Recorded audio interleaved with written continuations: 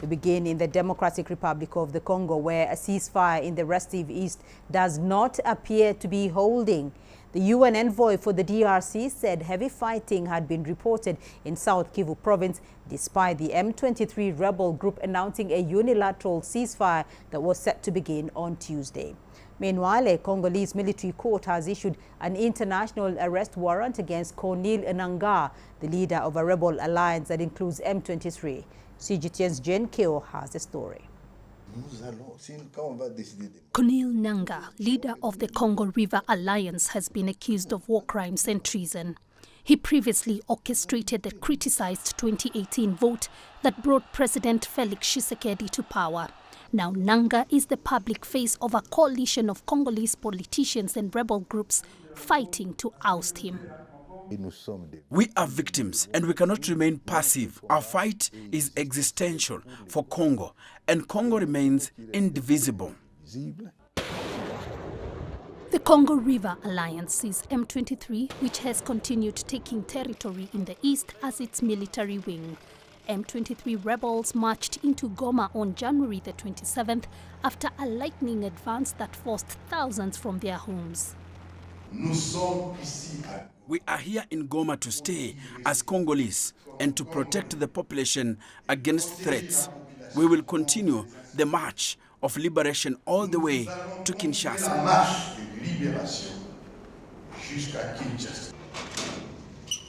The rebel alliance had declared a unilateral truce on Monday, which was to take effect on Tuesday. However, the latest reports say M23 have captured Nyabibwe, a mining town in South Kivu province, continuing its offensive south of Goma towards the provincial capital, Bukavu. We had welcomed this unilateral ceasefire for humanitarian reasons, and we're really hoping that it would hold. It appears that that is not the case, precisely for the reasons you just said. There is fighting ongoing, and it's moving down south in South Kivu. So I think you can fairly state that at this moment it is not holding up. Concerns are rife that the capture of Nyabibwe will result to more deaths, with the eastern region still reeling from the capture of Goma. So far, 2,000 bodies have been collected from the Goma streets in recent days, and 900 bodies remain in the morgues of the Goma hospitals. We do not think that that number would not go up. We expect this number to go up. And there's still many decomposing bodies in certain areas. Our productive resources. Meanwhile, Malawi's President Lazarus Chakwera has ordered the withdrawal of Malawian troops from the east. They have been part of a Southern African mission deployed to help the Congolese government fight M23. President Chakwera says the move is to honor the ceasefire declaration and pave way for negotiations towards a lasting peace. Jane Keo, CGTN. Well, CGTN's Robert Nagila and Chris Ochamringa have been following developments in eastern DRC for us. They're joining us live. Robert, the ceasefire does not seem to be holding as the M23 rebels are reported to have seized the mining town of Nyabibwe. What can you tell us? Absolutely, Beatrice. Well, the latest information we're receiving is just hours after announcing that ceasefire earlier this week for humanitarian reasons. The United Nations reported that there was heavy fighting about 100 kilometers from Bukavu, the capital of South Kivu province, between M23-led faction and government forces from the DRC. Now, this then led to the capture of Nyabibwe, which is described as a mining town. And the latest we are hearing today is that the M23-led faction has continued forward after capturing that town and are now said to be about 50 kilometers from Bukavu. So that's the latest update that we have on that situation. There are some skirmishes that have been reported in the last 24 hours as that push was going on towards Bukavu. So at this particular moment, the UN says that M23 are about 50 kilometers from Bukavu. And Chris, the situation remains quite fluid. How has the government responded to the ongoing developments in eastern DRC?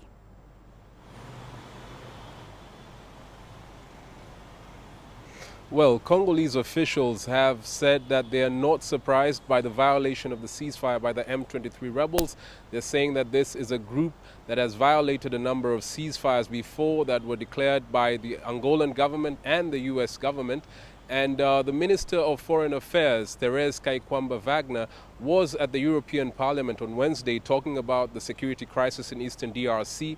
And she said that when she heard about this declaration of a unilateral ceasefire by the M23 rebels, she was very stunned. She said this was a cosmetic issue, and she did not know whether to laugh or cry when she heard the rebels talking about doing it for humanitarian reasons. She said this is a group that has committed a lot of atrocities in Eastern DRC and has forced millions of people to flee from their homes, and now they're talking about humanitarian reasons. So the government did not take this seriously and has continued, calling on the international community to impose sanctions on Rwanda, which they say is backing the M23 rebels, and they have also calling on the country, the Congolese people, to rally behind the DRC army to defend their sovereignty and territorial integrity. Well, Robert, what are you hearing now is next for M23? What exactly is the ultimate goal, and how is life on the outskirts of Goma for those fleeing the conflict? Well, Beatrice, in terms of the outright goal for the M23-led faction, only they can answer that question. But I can tell you this, this morning at about 10 o'clock, residents from Goma were gathered at the stadium in Goma, and an announcement was made of a new administration that will take over the affairs, the running of the affairs of Goma and its environs. Now they've announced a governor, a deputy governor, and his assistant as well. So ostensibly that is an indication that they are not willing to give up Goma that easily. Compared to the events of 12 years ago when M23 entered Goma, this time it's very, very different. You look at the way they've gone about doing things, it's very, very different from that time. You look at the taking of Jabibwe, this mining town about 100 kilometers from Bukavu as well. That's an indication that they may be trying to strengthen their hand ahead of this mediation talks that are supposed to take place in Tanzania on Friday and Saturday, jointly between SADC and the East African community. Now, in terms of life, we have received some footage from Goma, which is just a few hundred meters away behind me. We've received some footage that depicts life just outside Goma towards Sake, around Mugunga, and some of the camps around there. Have a look at this. Lakaindi Bakolo is among thousands of internally displaced people living in camps outside of Goma. She first arrived in Mugunga in February last year with her 7 children after fleeing the violence in her hometown of Sake. She says it's been at least 5 months since they last received any assistance. We need many things. We need food. Hunger is killing us. We need shelter and education for our children. The camp is scattered for several kilometers on either side of the road to Sake. Many of the displaced have no idea when or if they'll ever return to their homes. The UN estimates at least 400,000 people were displaced by the fighting in North and South Kivu in January alone. A further 700,000 were displaced in Goma by February 3rd. Early this week, the M23 declared a ceasefire for humanitarian reasons, although there have been reports of renewed fighting. But with Goma International Airport still closed, hardly any aid is getting through to the city and its outskirts. Hospitals are overwhelmed, with many experiencing a shortage of medical supplies. What we can tell you is that for more than a week, we have been facing several cases of mass casualties. We are receiving injured people from all over, and we have treated more than 1,000 wounded at this hospital. Along the road between Sake and Goma, there are still people on the move. Most of them, like Salome Magaga, live in the camps around Mugunga but make the daily trek in search of food. I went back to my farm to get food for my children. Others make the daily trip to repair their homes damaged in the recent fighting. You see, I have a machete. I'm from Sake. And I went there to repair my house so that I can move from the camp back home. For the moment, there is very little assistance getting to those who need it most. A lot is now riding on this weekend's joint summit between the Southern African Development Community and the East African Community in Tanzania. The outcome may very well determine if peace will prevail or there'll be a renewed round of fighting. Bobo Nagela, CGTN, Gisenyi, Rwanda. And Chris, let me come to you here because we understand there is a crisis meeting that has been called between the East African community and the South African Development Community. What do we expect at that EAC SADC summit in Tanzania, and will President Tshisekedi be attending?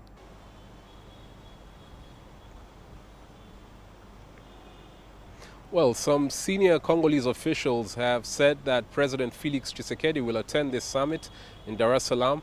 And what we expect for the DRC to demand is that the Rwandan Defense Forces immediately and unconditionally withdraws its troops from Congolese territory. They say they have ample evidence to prove that, and that has also been corroborated by the UN group of experts. And in return, the DRC will start hunting down and disarming a militia of ethnic Hutus known as the Democratic Forces for the Liberation of Rwanda. This is a group that fled Rwanda after the 1994 genocide and has been operating in eastern DRC. Rwanda says their presence in eastern DRC poses a very serious security threat to their country, and that is why they have carried out these defensive security measures along the border with DRC. Now, one of the sticking points in this talks is the demand for the DRC to hold direct talks with the M23 rebels. The DRC government has consistently said that the M23 rebels have been designated as a terrorist organization. They cannot discuss with them. And, you know, this is a demand that Rwanda made last year at talks that were supposed to be held in Angola, and that led to the collapse of the talks. The East African community has also urged the DRC to change its stance and accept to talk to the rebels, because they are the ones who are in control of more than 100 territories in North Kivu province. So having any meaningful dialogue cannot happen without them. We've also heard from the Catholic Church in the DRC urging the president and his government to accept to talk to the M23 rebels. It's something that is very divisive. There are many people in Congo who are for and those who are against it. They say that M23 is being backed by a foreign country, Rwanda, and there's no guarantee that if they're integrated into the Congolese army, which is their major demand, that Rwanda will not continue meddling in affairs in the DRC, considering that they have a lot of mineral resources. The Congolese government has also been saying that integrating the M23 into the national army is going to set a very dangerous precedent, because the DRC, you know, has more than 100 rebel groups in the east, and that will send a message to all these armed groups that taking up arms against the government can get rewarded if one of them captures territories. So it's a very, very complicated issue that we are waiting to see how the leaders are going to discuss. But we have heard from the Speaker of the DRC Parliament saying that the DRC president is willing to soften his stance to talk to the rebels for the sake of peace. Some of the DRC president's members have denied it. So we're waiting to see what will happen in Tanzania, a very crucial meeting that can prevent the escalation of this conflict in eastern DRC. Beatrice? Indeed. Chris Ochamringa in Kinshasa and Robert Nagila in Gisenyi, to you both, thank you.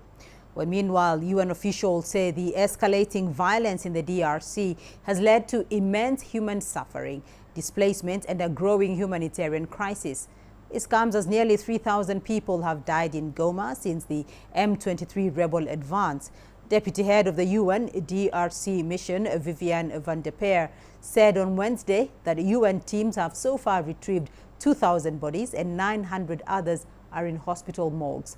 Officials have also raised concerns over the unsanitary conditions in the streets of Goma and overcrowding at UN peacekeeping bases, saying they could lead to disease outbreaks.